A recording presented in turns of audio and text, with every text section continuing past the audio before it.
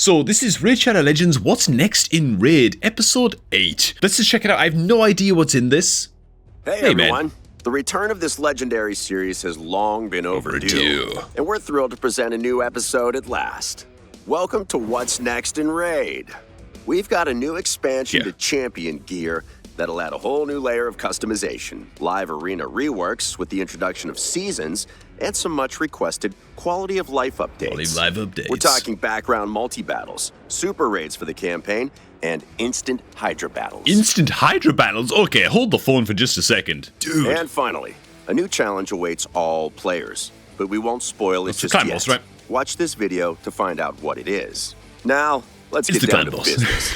The first big feature we're showing off today is relics. These powerful new resources give you an insane amount of new customization. All right. It's a whole new button. Let me just read this. No relic equipped. So you equip a new relic. I guess it's like a new single slot artifact item of some kind. Relics are a highly specialized type of gear. They add a deeper level of champion customization and strategic possibility. You can earn relics from fighting the Chimera clan boss and from events, and they can be crafted in the Forge. Okay.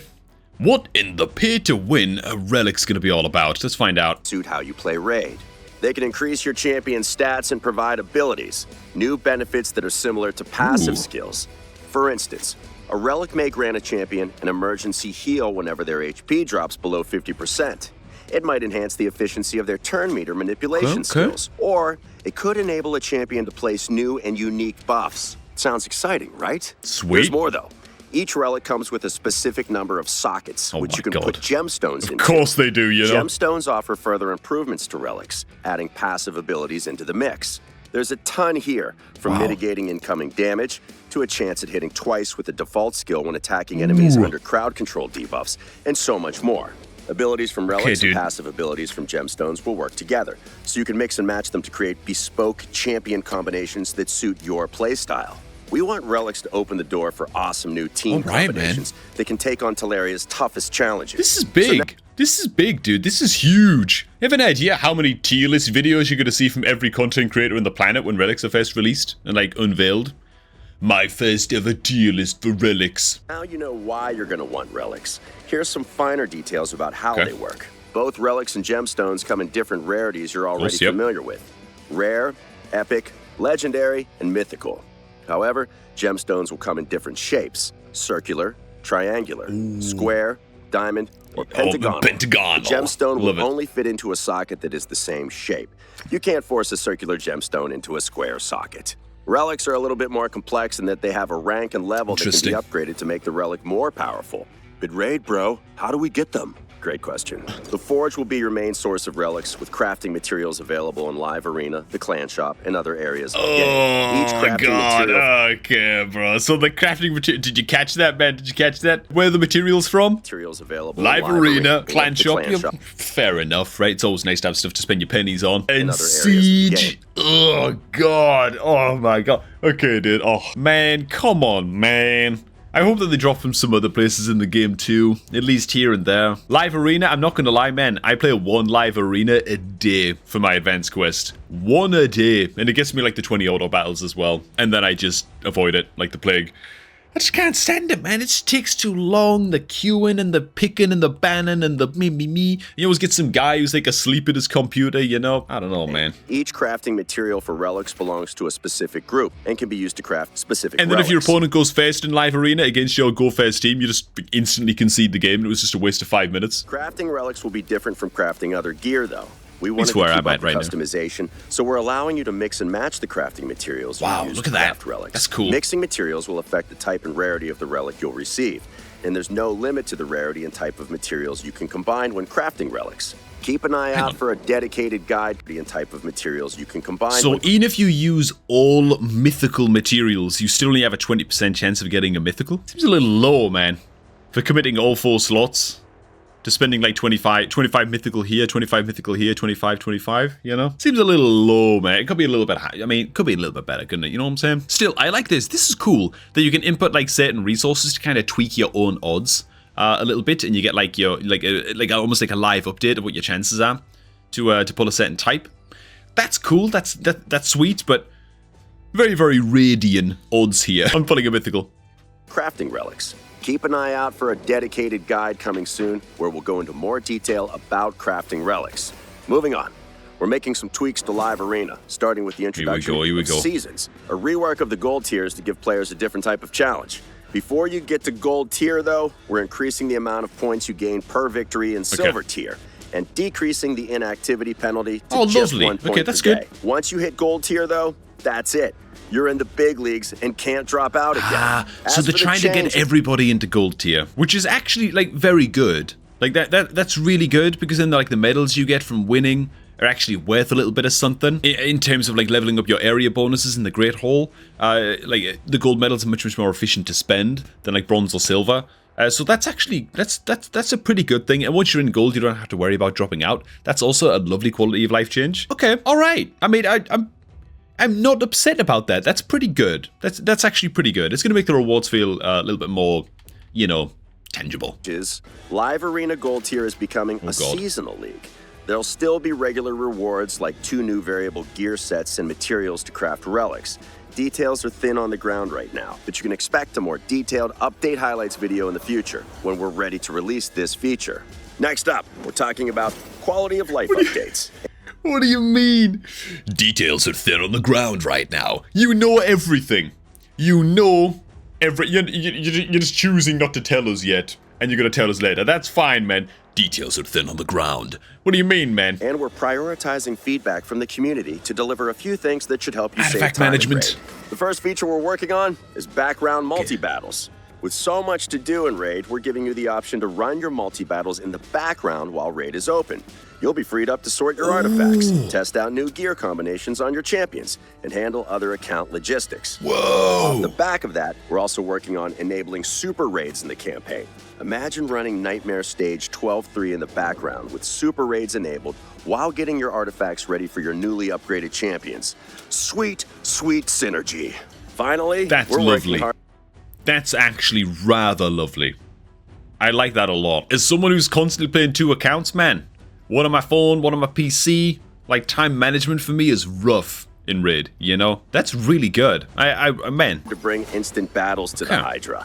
There's not much to say yet, but keep an eye on the news. We'll share something as soon as we can. And that's not all. We've also got a rework of the market, improvements to gear upgrading and auto selling, and more coming soon, so stay tuned. So not really a lot of updates there, but the auto-selling feature in the Forge is huge. It's enormous. A lot of people are begging for that, especially because, honestly, it feels like a good 50% of the time when you're using the Forge building, you're not actually forging or like fishing for gear. That's going to be like a big upgrade for your account. A lot of the time, you're just pumping out crappy supplies or crappy sets like Resilience or whatever, just to sell them instantly no matter what, and just earn some easy silver, you know? So yeah, that's going to be a hugely welcome feature. Did we see any screenshots of the new market? And that's not all.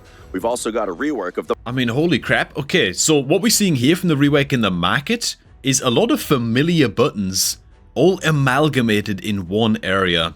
So rather than having to go to the Altar of Souls, pick up the, to spend your goddamn coins or whatever the hell these are called, on picking up Perfect Soul pieces, the Bazaar, Tag Arena, you got the clan shop and the market all wrapped up in one spot. That's pretty tight, man. I like that. Like, a little bit less like hopping around all over the place in the game. I had to check on like what's in stock everywhere in all of the little in-game shops. That's just a lovely little change. It's not going to be anything like revolutionary.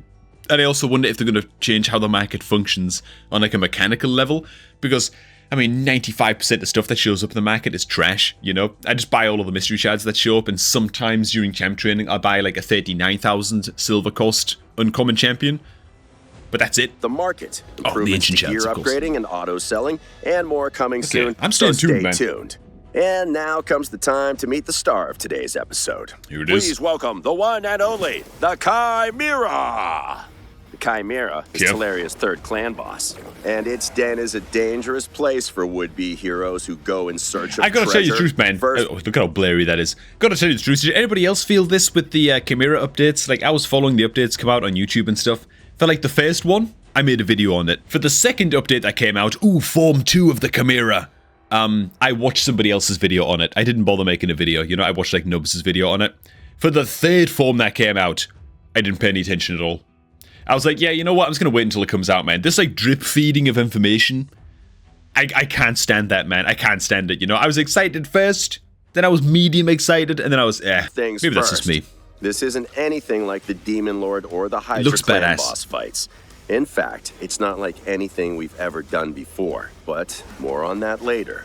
Our hardworking artists and modelers spared no time or effort making this monster of mythical proportions come to life. They had to do 4 times the work, too. As the Chimera has 4 forms it'll cycle through during the fight.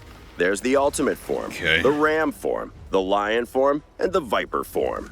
Each form comes with awesome visuals and its own set of unique skills which will require a special approach to handle. Here's how it works. The fight always begins with the Chimera in its ultimate form, and it will change forms every 5 turns on a preset rotation. You'll know exactly what's coming and when, so you can prepare accordingly. We also didn't want this fight to drag out, so after 65 boss turns, the Chimera will escape, ending the fight. What makes this fight really stand out against the other clan boss fights are the trials. Each of the Chimera's forms, so it's 65 Chimera turns. So you probably want to be moving like lightning fast in this, right? But it also looks like resistance is going to play a huge part in these fights as well. Against some of the forms, at least, based on what I've seen. So it's going to be interesting, man, to see what teams people come up with for this. Has 9 unique trials that can be completed, broken down into 3 difficulties: easy, normal, and hard. You'll have to do different things to complete them, like placing a certain number of debuffs on the Chimera within a set number of turns, or dealing a set amount of damage using only poison and HP burn debuffs. There's 27 trials in total, and progress will not carry over between battles. You'll need to complete them in each fight. Interesting. Beware, though, the more trials you complete, the stronger the Chimera's ultimate form becomes. It'll start ignoring damage-reducing buffs and your champion's defenses, so be careful. If you can complete the trials and fend off the ultimate form's enhanced attacks, you'll net yourself some awesome extra rewards. You'll get special crafting materials that are needed to make high-rarity relics from the Chimera group, as well as gemstones and other goodies. That's on top of all the other rewards you'll get just for fighting the Chimera.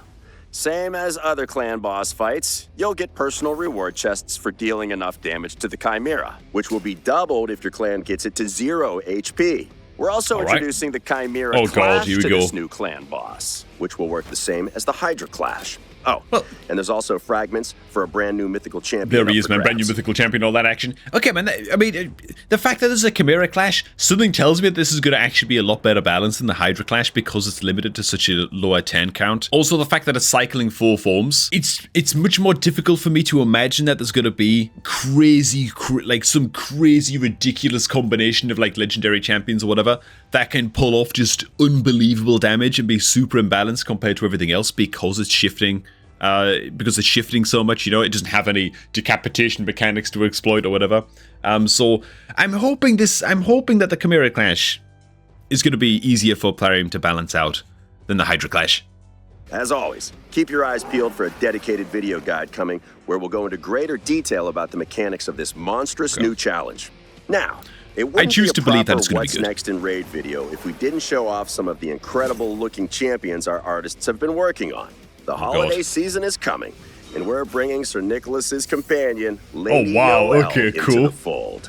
Don't get on her bad side, though. That kindly grandmother exterior only holds true if you've been nice all year. That's pretty badass. Bells the Reckoner will drop by the holiday celebrations as well, but be sure to watch your presence closely when Talaria's own version of Krampus is around. Tight. There are more champions to join them, and we have no doubt they will find a suitable place on your rosters. Whew, man, that was a lot to cover. Thanks for joining us, and we hope you're excited about these changes and updates coming to Raid in the near future. You know what, man? Don't forget to like the video, hit subscribe, and let us know what you think in the comments below. Until next time, I actually am excited about these changes, man. I think that this looks pretty good. I'm especially excited, to be honest, for the quality of life stuff. I think that the new relic system looks pretty cool. Looks pretty interesting. Just new ways to progress your champs, especially as your account gets a bit older and stuff, is always lovely. There's always like a next thing to progress in Raid, which is part of what makes the game so addicting, right?